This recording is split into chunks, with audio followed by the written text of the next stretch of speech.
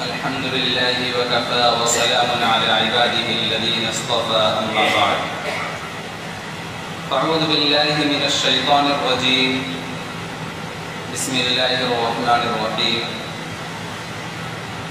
سنريهم آياتنا في الآفاق وفي أنفسهم حتى يتبين لهم أنه الحق أولم يكف بربك أنه على كل شيء شهيد آمنت بالله صدق الله مولانا العظيم وصدق رسوله النبي الكريم ونحن على ذلك من الشاهدين والشاكرين والحمد لله رب العالمين.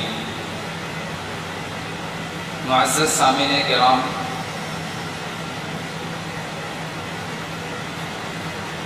ہم مسلمانوں کو قرآن مجید میں اللہ تبارک و تعالیٰ نے یہ ہدایت فرمائی ہے کہ ہم حالات اور واقعات سے فائدہ اٹھایا کریں اور ان سے صحیح نتیجہ نکالیں. اسباب اور اسباب کے نتائج میں اللہ تبارک و تعالیٰ نے خاص تعلق پیدا کیا ہے.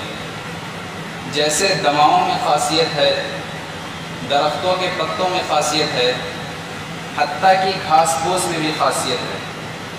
اعمال، اخلاق، طرز عمل اور زندگی کے طور طریقے میں اس سے بھی زیادہ طاقتور خاصیتیں موجود ہیں. زندگی تو اصل چیز ہے. جو حالات ہمارے گرد و پیش گزرتے ہیں، جو حالات گرد و پیش ہیں، ان سے ہمیں سبق لینا چاہیے. اور قرآن مجید میں اس کی نہ صرف ہدایت کی گئی ہے بلکہ سبق نہ لینے پر ناراضی کا اظہار کیا گیا ہے. چنانچہ اللہ تبارک و تعالیٰ نے سورہ یونس کے اندر ارشاد فرمایا، سورہ یوسف کے اندر ارشاد فرمایا وَكَأَيٍّ مِّنْ آيَةٍ فِي السَّمَاوَاتِ وَالْأَرْضِ يَمُرُّونَ عَلَيْهَا وَهُمْ عَنْهَا مُعْرِضُونَ، کہ آسمان و زمین میں بہت سی نشانیاں ہیں جن پر سے یہ لوگ گزرتے ہیں تو ان کی طرف نظر نہیں کرتے ہیں. یعنی زمین و آسمان میں بہت سی نشانیاں ہیں جن پر سے یہ لوگ آنکھ بند کر کے گزر جاتے ہیں اور اس سے فائدہ نہیں اٹھاتے ہیں. دوسری جگہ پر آپ نے ارشاد فرمایا وَكَأَيٍّ مِّنْ آيَةٍ فِي السَّمَاوَاتِ وَالْأَرْضِ يَمُرُّونَ عَلَيْهَا وَهُمْ عَنْهَا مُعْرِضُونَ. اس جگہ پر اللہ تبارک و تعالیٰ نے ارشاد فرمایا سَنُرِيهِمْ آيَاتِنَا فِي الْآفَاقِ وَفِي أَنفُسِهِمْ حَتَّى يَتَبَيَّنَ لَهُمْ أَنَّهُ الْحَقُّ أَوَلَمْ يَكْفِ بِرَبِّكَ أَنَّهُ عَلَى كُلِّ شَيْءٍ شَهِيدٌ، کہ ہم قریب ان کو اطراف عالم میں بھی اور خود ان کی ذات میں بھی نشانیاں دکھلائیں گے، یہاں تک کہ یہ واضح ہو جائے گا اور ظاہر ہو جائے گا کہ یہی حق ہے. اس وقت کا اہم ترین واقعہ جس کی طرف خاص طور پر ہم ہندوستانی مسلمانوں کی توجہ ہونی چاہیے وہ روزمرہ کے فسادات. یہ فساد کیوں ہوتے ہیں؟ کیا یہ محض اتفاقی واقعہ ہے یا یہ مسلمانوں کی تقدیر بن گئی ہے؟ یہ اس میں ہماری بھی کچھ کوتاہیاں ہیں اور ہمارے طرز عمل کو بھی دخل ہے یا پھر حکومت ہی کی ذمہ داری ہے؟ یہ مسئلہ اس وقت کا سب سے اہم ترین مسئلہ ہے. اگرچہ آپ حضرات اب مجمع کے اعتبار سے کوانٹیٹی میں یہ کوئی بڑا مجمع نہیں ہے، لیکن آپ حضرات اپنی ثقافتی، اپنی ذہنی سطح اور اپنی کوالٹی کے لحاظ سے بہت اہم ہے. میں یہ سمجھتا ہوں کہ جو بات اس مختصر جماعت کے سامنے کہی جا سکتی ہے وہ بسا اوقات بڑی بڑی جماعتوں میں کہی جانے والی بات سے زیادہ قیمتی. میرے دوستوں، مسلمان کا پہلا فریضہ یہ ہے کہ وہ جہاں بھی رہے، جس جگہ بھی رہے، وہاں پر اللہ کی نعمت یعنی دین حق میں دوسروں کو شریک کرنے کی کوشش کرے جو اللہ تبارک و تعالیٰ نے اسے عطا کیا ہے، اور اس کو اس کی فکر رہے. اور یہ فکر سب سے زیادہ پیغمبروں کو رہا کرتی تھی، حتیٰ کہ اللہ تبارک و تعالیٰ نے بار بار رسول اللہ صلی اللہ علیہ وسلم کو اس کی تسکین دی. فرمایا لَعَلَّكَ بَاخِعٌ نَفْسَكَ أَلَّا يَكُونُوا مُؤْمِنِينَ، کہ اے محمد صلی اللہ علیہ وسلم آپ اس رنج کی وجہ سے کہ یہ لوگ ایمان نہیں لاتے ہیں آپ اپنے آپ کو ہلاک کر دیں گے. دوسرا درجہ یہ ہے کہ مسلمان جہاں کہیں بھی رہے، جس جگہ بھی رہے، وہاں پر ہدایت کو عام کرے. جو اللہ تبارک و تعالیٰ نے اسے عطا فرمایا ہے، اس کو جو ہدایت دی ہے، اس کو جو روشنی عطا فرمائی ہے، اس روشنی کو زیادہ سے زیادہ پھیلائے. سارا قرآن شریف اس سے بھرا پڑا ہے اور اللہ تبارک و تعالیٰ نے مسلمانوں کو اس کا ذمہ دار قرار دیا. اور دوسرا فریضہ مسلمانوں پر یہ ہے کہ وہ جس جگہ بھی رہے، جس ملک میں بھی رہے، جس سماج میں بھی رہے، جس معاشرے میں بھی رہے، وہاں پر اپنا تعارف کرائے کہ ہم کس دین کے ماننے والے ہیں، ہم کن اصولوں کے پابند ہیں، ہماری زندگی کن اصولوں کی پابند ہے، ہم کس دین پر چلتے ہیں، اور وہاں پر اپنے اخلاق سے لوگوں کو مانوس کرے، لوگوں کو قریب کرے، لوگوں کو اس دین کے مطالعے پر آمادہ کریں، لوگوں کو اس چیز پر آمادہ کر دیں کہ وہ سوچنے پر مجبور ہو جائیں، وہ یہ سوچیں کہ یہ کس طرح کے لوگ، ہم یہ دیکھتے ہیں کہ یہ کسی کا برا نہیں چاہتے، ہم یہ دیکھتے ہیں کہ یہ ہر ایک کے خیر خواہ ہیں، ہم یہ دیکھتے ہیں کہ یہ دولت ہی کو سب کچھ نہیں سمجھتے، ان کے سامنے کچھ اور حقائق ہیں، کچھ اور ویلیوز ہیں، کچھ اور آئیڈیل ہیں، یہ دولت ہی کو سب کچھ نہیں سمجھتے ہیں، ان کے سامنے کوئی اور عالم ہے جو ہماری نگاہوں سے اوجھل ہے۔ بسا اوقات ایسی کچھ باتیں ہوتی ہیں جو انسانوں کی زندگی اور خیالات میں انقلاب پیدا کر دیتی ہیں۔ جبار بن سلمہ ایک بہت بڑے صحابی گزرے ہیں، جب وہ ایمان نہیں لائے تھے، جب وہ ایمان لے آئے تو ان سے کچھ لوگوں نے کہا کہ آپ کیسے ایمان لے آئے؟ آپ تو اپنے دین میں بڑے پکے تھے، آپ اپنے دین میں بڑے کٹر تھے، آپ کیسے ایمان لے آئے؟ انہوں نے کہا کہ ایک چھوٹا سا جملہ اس کا سبب بن گیا۔ واقعہ یہ ہوا کہ جب میں کافر تھا تو میں نے ایک مسلمان یعنی عامر ابن فہیرہ کو ایک نیزہ مارا، اور وہ نیزہ اتنی زور سے لگا کہ ایک پہلو سے نکل کر دوسرے پہلو میں لگ گیا، اور جب نیزہ لگا اور وہ گرنے لگے اور ان کی جان نکلنے لگی تو جان نکلتے نکلتے انہوں نے ایک جملہ کہا تھا، اور وہی جملہ مجھے اسلام کی طرف کھینچ لایا۔ جب وہ گرنے لگے تو انہوں نے اپنی زبان سے کہا فزت ورب الکعبہ، رب کعبہ کی قسم میں کامیاب ہو گیا۔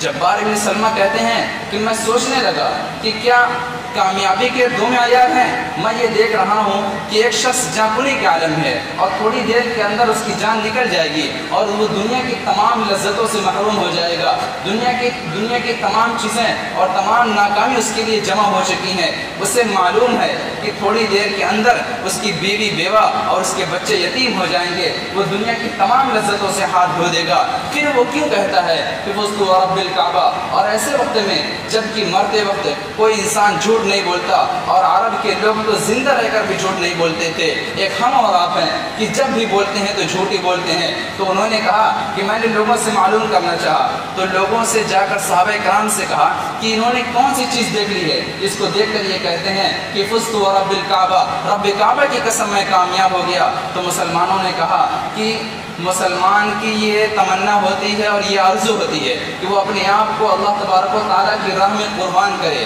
اور اسے یہ یقین ہے کہ اگر وہ اللہ کی راہ میں قربان ہو جائے گا تو وہ جنت میں جائے گا۔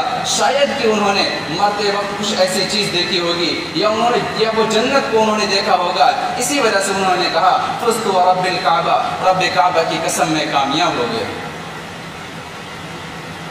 جو میں نے واقعہ یہ سنایا یہ بہت آخری درجے کا واقعہ ہے، میں یہ نہیں کہتا کہ ہر وقت ہر شخص اس کا مظاہرہ کر سکتا ہے، البتہ مسلمانوں کا طرز زندگی ایسا ہونا چاہیے کہ وہ دوسروں کو یہ سوچنے پر مجبور کر دے کہ وہ دوسرے یہ سوچیں اور غیر مسلم یہ سوچیں کہ کیا یہ لوگ دولت کی قیمت کو نہیں جانتے، کیا یہ نہیں جانتے کہ آدمی بینک بیلنس کے ساتھ اور کوٹھیوں کے ساتھ کس طرح عیش و عشرت کے ساتھ زندگی گزار سکتا ہے، کیا یہ نہیں جانتے کہ جھوٹ بولنے سے بعض مرتبہ کتنا فائدہ ہوتا ہے، کیا یہ نہیں جانتے کہ پیسوں کے ساتھ آدمی کس طرح عیش و عشرت کے ساتھ زندگی گزار سکتا ہے، انہیں وہ چیزیں کیوں نہیں خرید لیتی جو ہمیں خرید لیتی۔ اہل علم کے لیے ایک واقعہ ہے کہ ایک مرتبہ آقا مدنی صلی اللہ علیہ وسلم جب مدینہ منورہ سے مکہ مکرمہ کی طرف ہجرت کر کے تشریف لائے، مکہ مکرمہ میں آپ نے 10 سال اسلام کی دعوت دی، اور جب مدینہ منورہ میں تشریف لائے تو وہاں پر 13 سال دعوت دی، کل ملا کر 23 سال ہوئے، اور اس 23 سال کے عرصے میں اتنے کم مسلمان ہوئے تھے، جبکہ 6 ہجری میں صلح حدیبیہ ہوئی اور 8 ہجری میں مکہ فتح ہوا، اور 6 یا 8 کے درمیان یہ 2-2.5 سال کا جو فرق ہے، اس میں اس قدر لوگ مسلمان ہوئے کہ آپ سوچ نہیں سکتے ہیں، ایسا لگتا ہے کہ تسبیح کے دھاگے ٹوٹ گئے ہوں اور تسبیح کے دانے زمین پر بکھر گئے ہوں۔ وجہ کیا ہے؟ وہی اللہ کے رسول تھے، وہی کلمہ تھا، وہی اللہ کی مدد تھی، وہی صحابہ تھے، وہی برکت تھی، وہی صحبت تھی، سب کچھ وہی تھا۔ پھر 2-2.5 سال میں اتنے لوگ مسلمان ہوئے جو کہ 21 سال میں اتنے لوگ مسلمان نہیں ہوئے؟ وجہ یہ تھی کہ صلح حدیبیہ نے لوگوں کو موقع دیا. پہلے اسلام اور کفر کے درمیان ایک دیوار حائل تھی. نہ مدینہ کے لوگ مکہ جاتے تھے، نہ مکہ کے لوگ مدینہ جاتے تھے. اب جب صلح ہو گئی تو کفار مکہ مدینہ آئے اور مسلمانوں کی زندگیوں کو دیکھا. جب انہوں نے دیکھا کہ یہ ہمارے جیسے ہیں، ہم جو خوراک کھاتے ہیں وہی خوراک یہ بھی کھاتے ہیں، ہم جو لباس پہنتے ہیں وہی لباس یہ بھی پہنتے ہیں، پھر کیا وجہ ہے کہ ان کی زندگی ہم سے الگ ہے، ان کا طرز گفتگو ہم سے الگ ہے. جب ہم ان کے یہاں مہمان جاتے ہیں تو یہ اپنے بچوں کو بھوکا سلا کر پہلے ہمیں کھلاتے ہیں، پہلے ہمیں آرام سے سلاتے ہیں، پھر خود سوتے ہیں اور ہمارے اوپر کوئی طنزیہ جملہ نہیں کستے ہیں، ہمیں برا بھلا نہیں کہتے ہیں. ایسا نہیں کہ یہ ایمان لانے کے بعد یہ کاہل ہو گئے ہوں، بلکہ یہ نماز کے وقت نماز پڑھتے ہیں، اپنے کام کے وقت کام کرتے ہیں. جب انہوں نے مسلمانوں کی زندگیوں کو اتنے قریب سے دیکھا تو ان کے اسلام نے ان کے دل میں گھر کر لیا اور وہ کلمہ پڑھ کر مسلمان ہونے لگے. میرے عزیز دوستوں، ایک مرتبہ مولانا ابو الحسن علی ندوی صاحب ٹرین میں سفر کر رہے تھے. تو سفر کرتے کرتے جب نماز کا وقت ہوا تو وہ نماز پڑھنے کے لیے کھڑے ہوئے. تو ان کی سیٹ کے بغل میں ایک صاحب بیٹھے ہوئے تھے، کسی ضلع کے چیئرمین تھے. تو انہوں نے کہا، نماز کے فارغ ہونے کے بعد مولانا سے کہنے لگے کہ آپ بار بار نماز میں اللہ اکبر کیوں کہتے ہیں، یا آپ اکبر بادشاہ کا نام کیوں لیتے ہیں؟ تو مولانا ہنسنے لگے اور کہنے لگے، مجھے افسوس اس بات پر نہیں ہے کہ انہیں معلوم نہیں، مجھے افسوس اس بات پر ہے کہ وہ چیئرمین صاحب جس جگہ بھی رہتے ہیں وہاں کے لوگوں نے انہیں اللہ اکبر کا مطلب نہیں بتایا، انہیں اسلام کے بارے میں کچھ نہیں بتایا.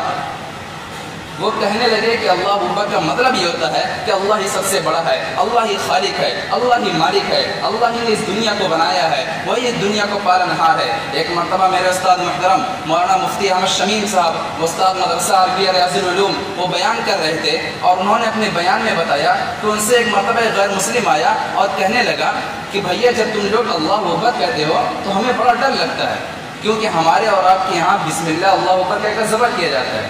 تو وہ اذان کا مطلب یہ سمجھ رہے تھے کہ نعرہ لگے گا تو صفایا کر دیا جائے گا. یہ غلطی ان کی نہیں ہے، یہ غلطی ہماری ہے. یہ غلطی ان کی نہیں ہے، یہ غلطی مسلمانوں کی ہے. یہ غلطی ان کی نہیں ہے، یہ غلطی معاشرے والوں کی ہے. یہ غلطی ان کی نہیں ہے، یہ غلطی ان مسلمانوں کی ہے جو غیر مسلموں کے ساتھ رہتے ہیں، ان کے ساتھ اٹھتے بیٹھتے ہیں. بجائے اس کے کہ ان کو کلمہ سکھایا جائے، ان کو اسلام کے بارے میں بتایا جائے، انہیں سلام سکھایا جائے، سلام کا مطلب بتایا جائے، ان کے ساتھ خود رہ کر نمسکار اور سوریہ نمسکار اور سستیاکار کہنا شروع کر دیتے ہیں. یاد رکھیے، نمسکار کہنے کی گنجائش آپ کو کہیں سے بھی نہیں ہے، کیونکہ نمسکار کا مطلب یہ ہوتا ہے کہ آپ اپنے سر کو کہیں اور جھکاتے ہیں. اور یاد رکھیے، یہ سر صرف وحدہ لا شریک کے سامنے جھک سکتا ہے، کسی اور کے سامنے نہیں جھک سکتا ہے. اگر آپ کو کہنا ہے تو آپ آداب کہیے، اگر آپ کو کہنا ہے تو آپ آداب عرض کہیے، اگر آپ کو کہنا ہے تو اس طرح کے جملے کہیے جو آداب احترام پر مبنی ہوں. اس طرح کے جملے جو یہ بتا رہے ہوں کہ یہ سر کہیں اور جھکتا ہے، اس کی اجازت نہیں ہے. یہ ہم اور آپ ہیں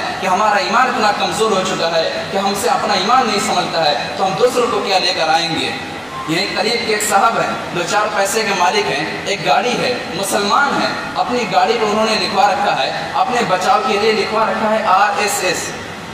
بتائیے کیا وجہ تھی لکھوانے کی؟ یہ اس لیے لکھوایا گیا تاکہ کوئی روکے نہ، یہ اس لیے لکھوایا گیا تاکہ کوئی چھیڑے نہ، یہ اس لیے لکھوایا گیا تاکہ کوئی روکے نہ، کوئی مارے نہ. نتیجہ یہ نکلے گا کہ دینوں ایمان سے بھی جائیں گے اور کوئی پڑک کر مارے گا بھی، کیونکہ بچانے والی ذات صرف وحدہ لا شریک کی ہے. کوئی مائی کا لال نہ بچا سکتا ہے، نہ کوئی محافظ ہے، نہ مددگار ہے، نہ حمایتی ہے. آخر اس بات کو دل و دماغ میں کب جگہ دی جائے گی اور برادران وطن کو کب یہ چیز بتائی جائے گی کہ ہم ایک اسلام کو فالو کرنے والے ہیں، ہم اسلام کو ماننے والے ہیں. کیا یہ المیہ نہیں ہے کہ ہمارے تاجروں کا یہ وہ حال ہے جو غیر مسلموں کا ہے، بلکہ اس سے بھی سڑا ہوا ہے. بعض مرتبہ ہمارے تاجر تو یہ کہتے ہیں کہ جب تک جھوٹ نہ بولا جائے، جب تک فراڈ نہ کیا جائے، تب تک ہماری دکان نہیں چلتی ہے. کیا یہ المیہ نہیں ہے کہ ہماری مساجد کے اندر اور ہمارے مساجد اور مدارس کے اندر جو فریج لگائی جاتی ہے اور جو واٹر کولر رکھا جاتا ہے، اس کے ساتھ جو گلاس رکھا جاتا ہے اس کو سیکڑ سے باندھ دیا جاتا ہے تاکہ کوئی لے کر بھاگ نہ جائے؟ کیا یہ المیہ نہیں ہے کہ ہماری مساجد کے اندر جو استنجا خانے اور جو ٹوائلٹ ہوتے ہیں اس میں جو چپل رکھا جاتا ہے اس کو کاٹ دیا جاتا ہے تاکہ کوئی لے کر بھاگ نہ جائے؟ یہ ہم ہیں، یہ ہمارے لوگ ہیں، یہ ہمارے معاشرے کے لوگ ہیں، یہ قوم مسلم ہیں. آخر ہم سامنے والے کو کب یقین کرا پائیں گے کہ ہم اسلام کو فالو کرنے والے ہیں، ہم اسلام کو ماننے والے ہیں؟ ہمارا دین کچھ اور ہے، ہمارا دین ہمیں کچھ اور کہتا ہے، ہمارا ایمان ہمیں کچھ اور درس دیتا ہے۔ جب تک ایمانیات کے باب میں قوم مسلم آگے نہیں بڑھے گی، یہ چوری، یہ چماری، یہ لٹیرا پن اور یہ چھچورا پن جب تک قوم مسلم نہیں چھوڑے گی، کبھی بھی بلندی اس کا مقدر نہیں ہو سکتی۔ اگر ہم جس جگہ بھی رہیں وہاں پر اپنے اخلاق کو پیش کریں، اگر ہم اسٹیشن پر رہیں وہاں پر دیکھیں اگر کوئی نل کھلا ہوا ہے اس کو جا کر بند کر دیں، اور یہ کہیں کہ پانی اللہ کی ایک نعمت ہے، اسے ضائع نہیں کرنا چاہیے، یہ ہمارے ملک کا پانی ہے۔ اگر آپ ٹرین میں سفر کر رہے ہیں، آپ کے بغل میں کوئی ایسا شخص ہے جو غیر مسلم ہے، آپ نے چائے کا آرڈر کیا، چائے آئی، اگر آپ کی چائے پہلے آ گئی، آپ سامنے والے کو پیش کر دیجئے اور کہیے کہ آپ پی لیجئے، جب آپ کی آئے گی تو ہم پی لیں گے۔ اپنے اخلاق کو اس طرح سے پیش کریے۔ اگر آپ کسی کارخانے میں، کسی دکان میں، کسی فیکٹری میں کام کر رہے ہیں تو وہاں کے لوگوں کو اپنے اخلاق سے متاثر کیجئے، کیونکہ اس وقت میں غیر مسلموں کے اندر مسلمانوں کے خلاف اس قدر نفرت بھر گئی ہے تو وہ یہ سمجھتے ہیں کہ اسلام ایک چیر پھاڑ کھانے والی چیز ہے، اسلام ایک بھیڑیا ہے، وہ یہ سمجھتے ہیں۔ اپنے اخلاق کو پیش کرنے کی ضرورت ہے۔ اگر کوئی بوڑھا مل جائے تو اسے سہارا دیجئے، اگر کوئی عورت مل جائے تو اس کی مدد کیجئے۔ جب تک آپ اپنے اخلاق کو پیش نہیں کریں گے، غیر مسلموں کے اندر یہی چیز رہے گی اور وہ ہم سے ہمیشہ